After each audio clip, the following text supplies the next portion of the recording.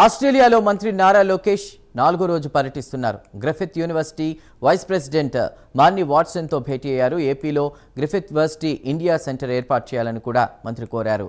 Ratan Tata innovation హబ్తో కలిసి పనిచేయాలని విజ్ఞప్తి చేశారు. ఏపీ గ్లోబల్ ఎడ్యుకేషన్ ఫోరం సమావేశాలకు హాజరు కావాలని లోకేష్ ఆహ్వానించారు.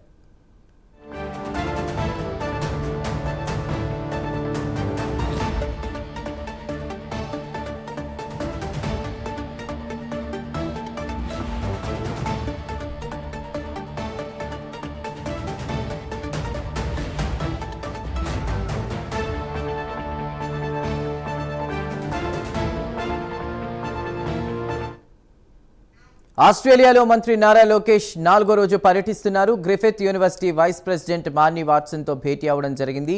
ఇక ఏపీలో గ్రిఫిత్ యూనివర్సిటీ ఇండియా సెంటర్ ఏర్పాటు చేయాలని కూడా మంత్రి కోరారు. రతన్ టాటా ఇన్నోవేషన్ హబ్తో కలిసి పనిచేయాలని విజ్ఞప్తి చేశారు. ఏపీ గ్లోబల్ ఎడ్యుకేషన్ ఫోరం సమావేశాలకు హాజరు కావాలని లోకేష్ ఆహ్వానించారు. దీనిపై పూర్తి వివరాలు మా ప్రతినిధి శ్రీహరి అందిస్తారు. శ్రీహరి.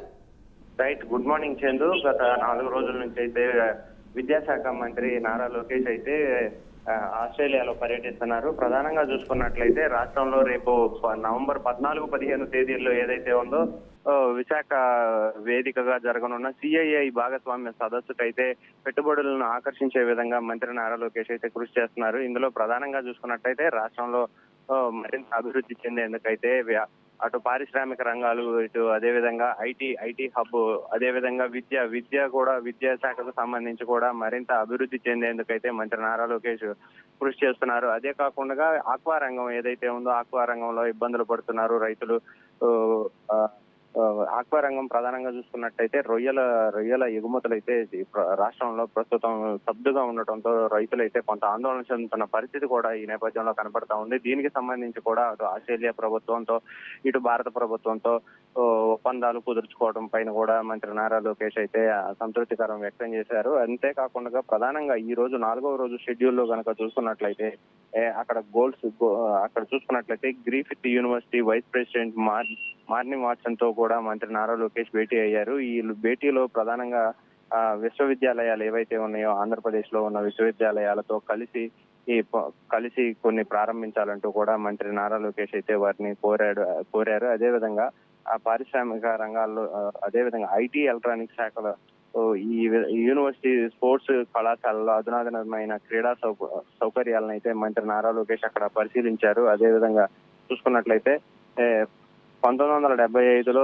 స్థాపించబడిన తమ విశ్వవిద్యాలయం గ్రిఫిత్ విశ్వవిద్యాలయం ఏదైతే ఉందో అది అగ్రశ్రేణిలో అయితే పబ్లిక్ యూనివర్సిటీ ఒకటిగా ఉందని చెప్పని కూడా అక్కడ ప్రతినిధులు అయితే మంత్రి నారా లోకేష్ కి సూచించిన పరిస్థితి కూడా మనకైతే కనబడతా ఉంది.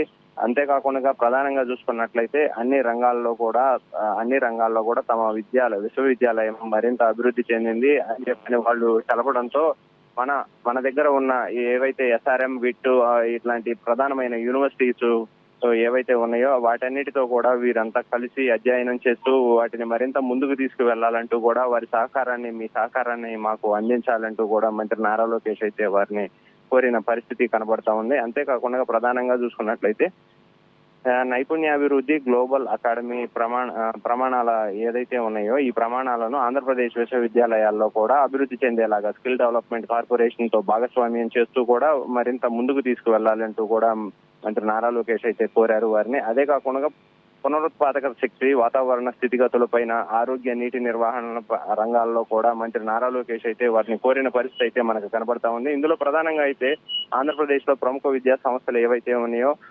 డ్యూయల్ డిగ్రీ లేదా ట్విన్స్ ప్రోగ్రాంల అభివృద్ధి కూడా మీ సహకారం కావాలంటూ కూడా మంత్రి నారా లోకేష్ అయితే వారిని కోరిన పరిస్థితి కనబడుతుంది. అందులో ప్రధానంగా స్కాలర్షిప్, అధ్యాపకులు, విద్యార్థులు అభివృద్ధి ఎక్స్చేంజ్ కార్యక్రమాలను కూడా కొంత ప్రోత్సహించండి, మీ సహకారాలు అందించండి అంటూ కూడా మంత్రి నారా లోకేష్ అయితే కోరిన పరిస్థితి కనబడతా ఉంది. Chandu. Right Srihari, thank you.